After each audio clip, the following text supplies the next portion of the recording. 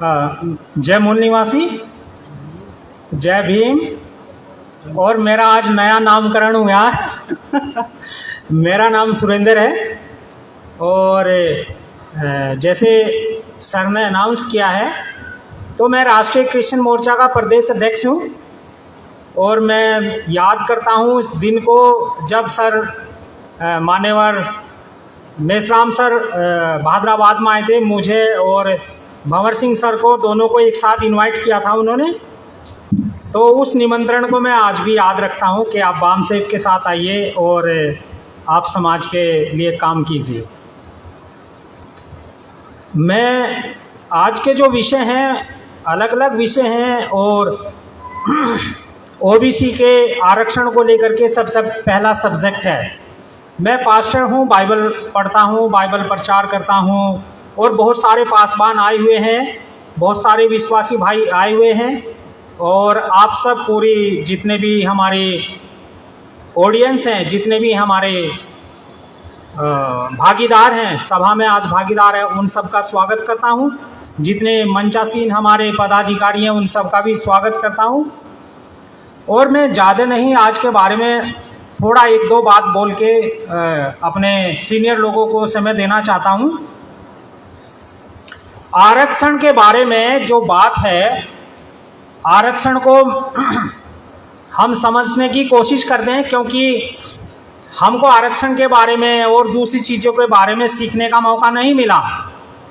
हम बाइबल पढ़ते हैं, बाइबल कॉलेज में गए, कलाम को पढ़ा और तौरत, जबूर, इंजील, कुरान शरीफ और सिखिज़म, बौद्धिज़्म, इन सब चीज़ों को हम पढ़ते थे, वहाँ रिलीजियस स्टडी करते थे। लेकिन जब आज आकर के मैंने आरक्षण के बारे में पढ़ा और बाइबल में ढूंढा तो सचमुच में आरक्षण एक बिब्लिकल विचारधारा है।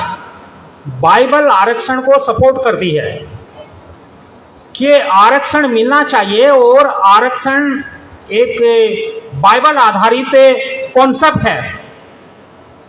बाइबल में ये आरक्षण की बात आती है। तो जब कोई चीज बाइबल में आती है उसको हमको मानना है। बाइबल में ये कॉन्सेप्ट है आरक्षण को लेकर के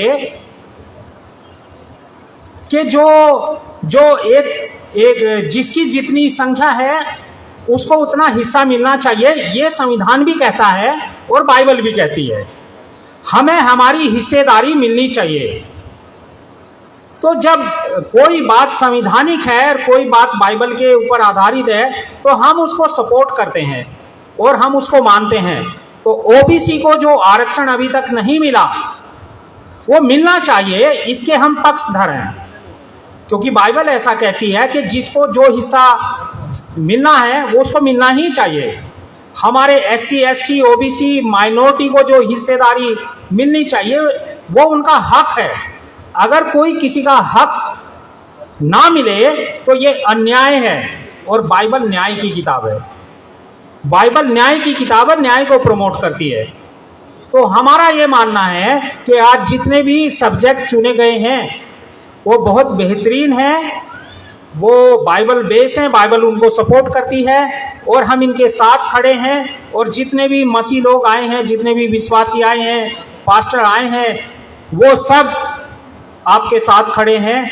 और मेरा निवेदन है सभी से, और जो जितने पासवान लोग और विश्वासी लोग नहीं आज भागीदार हो सके तो आने वाले टाइम में ज़्यादा से ज़्यादा लोग आएंगे और हमारे जो विचारधारा है महापुरुषों की, बाम सेफ की विचारधारा है, उसको आगे बढ़ाएंगे।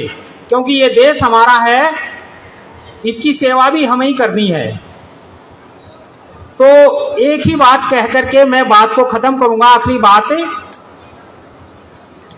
बाइबल राजपाट की किताब है, हमने उसको भक्ति की किताब बना दिया।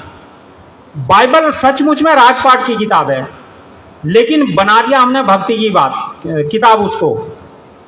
समस्या ये है, बाइबल के मानने वाले लोग कहते हैं कि ये सबसे बुद्धि की किताब है, ज्ञान की किताब है, प्रकाश की किताब है।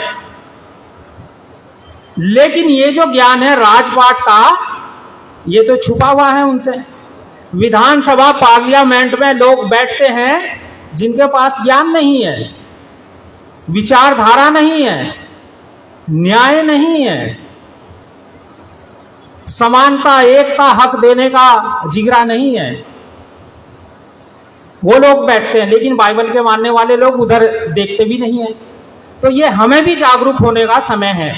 जागरूक होइए, बामसेब के साथ जुड़िए, ट्रेनिंग लीजिए और देश पर राज कीजिए। और जो हमारे मूल निवासी समाज के विषय हैं, समस्याएं हैं, मिलके उनका समाधान कीजिए। और बामसेब के प्लेटफॉर्म पर, राष्ट्रीय क्रिश्चियन मोर्चा के प्लेटफॉर्म पर जुड़िए, एक साथ मिलके अपने देश की सेवा कीजिए। धन्यवाद। जय मूल निवासी, जय मसीह, जय संविधान, जय भारत। धन्यवाद।